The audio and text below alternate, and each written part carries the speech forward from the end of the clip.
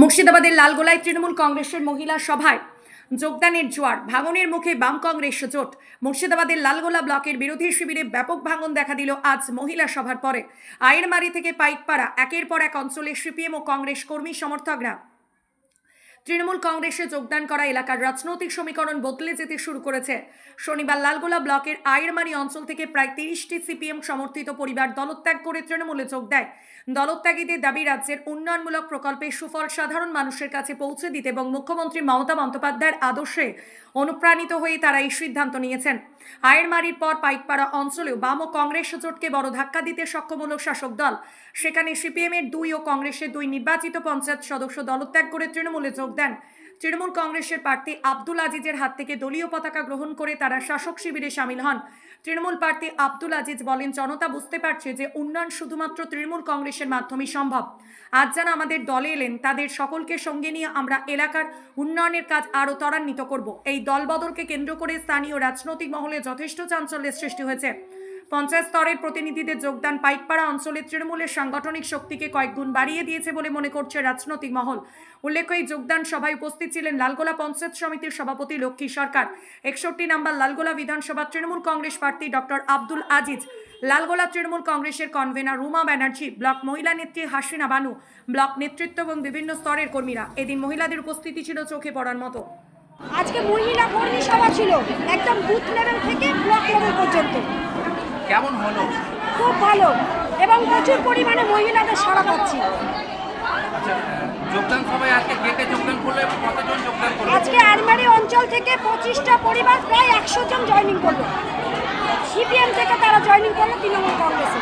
এই যে ভোটের সম্মুখে এসে মহিলা ভোটের পরে যে প্রচার করে যে আজকে প্রথম করলেন এবং এতে যে এত বড় একটা জয়েনিং কেমন লাগছে? খুব ভালো, যাতে এতে এত ভালো লাগছে যে আগামী দিন আমরাই আবার জিতবো, আবার আসবো আমরা, এরকম আশা করছি। জনসাধারণকে কি বার্তা দেবে? জনসাধারণকে বার্তা দেবো যে আমরা মমতা ব্যানার্জির যে সমস্ত উন্নয়নগুলো প্রত্যেকটা ঘরে ঘরে আছে, যেমন লক্ষ্মীর ভান্ডার, স্বাস্থ্যসাথী, বিভিন্ন প্রকল্প, এই প্রকল্পের মধ্য দিয়ে আমরা প্রত্যেকটা বাড়ির ঘরে ঘরে গিয়ে আমরা প্রচার করব এবং আমাদের প্রার্থীকে জিতাবো। আপনার নাম কত? আমার নাম হচ্ছে হাসান বানু বিবি, লালগোলা ব্লক মহিলা সভানেত্রী। মহিলা যে নেতৃত্ব বা কমিটি রয়েছে তাদেরকে নিয়ে আজকে আমাদের সভা ছিল। আগামী যে বিধানসভা নির্বাচন রয়েছে সেই বিষয়ে তাদের সঙ্গে আমরা আলোচনা করলাম, তাদেরকে রূপরেখা দিলাম যে আগামী বিধানসভায় আমরা কিভাবে লড়াই করব, কিভাবে কাজ করব, সেই বিষয় নিয়েই আজকে আলোচনা সভা ছিল। আমি কোনো দল সবাই প্রতিদ্বন্দ্বী,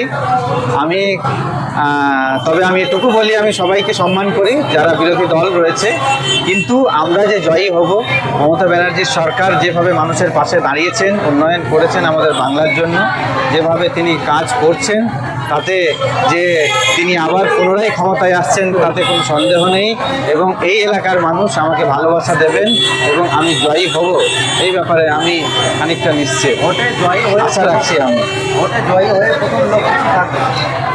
ভোটে জয়ী হয়ে আমার প্রথম লক্ষ্য যে এই মানুষরাই আমাকে জয়ী করবেন, ফলে এই মানুষের সবসময় পাশে থাকার একটা যে সবসময় মানসিকতা সেটা থাকবে। পাশাপাশি আমি চিকিৎসা জগতের মানুষ ছিলাম, ফলে স্বাস্থ্য আমার কাছে সবসময় প্রায়োরিটি। আমি বারবার একটা কথা বলি যে একজন সুস্থ মানুষ, মানসিক শারীরিকভাবে সুস্থ মানুষ প্রোডাক্টিভ কাজ করতে পারে, একটা ভালো কাজ করতে পারে। ফলে আমি চাইবো যে এখানে যে স্বাস্থ্য কেন্দ্র রয়েছে সেটাকে যতটা উন্নত করা সম্ভব সেই রকমভাবে উন্নতি করব।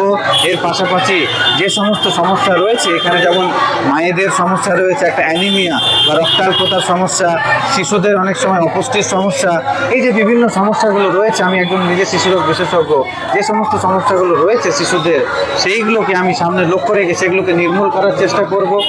এর পাশাপাশি এখানের মানুষের জীবনযাত্রার মান উন্নয়নের জন্য যা যা করণীয়, রাস্তাঘাট থেকে শুরু করে বাড়িঘর থেকে শুরু করে আর্থিক অনুদান সরকারের পক্ষ থেকে যে সমস্তগুলো রয়েছে, সমস্ত কিছু প্রকল্প, সেগুলো যাতে সঠিকভাবে সমস্ত মানুষের ঘরে পৌঁছে যায়, প্রত্যেকটা মানুষের, প্রত্যেকটা লালগোলাবাসীর ঘরে ঘরে যেন পৌঁছে যায়, সেটাকে আমি নিশ্চিত করার চেষ্টা করব।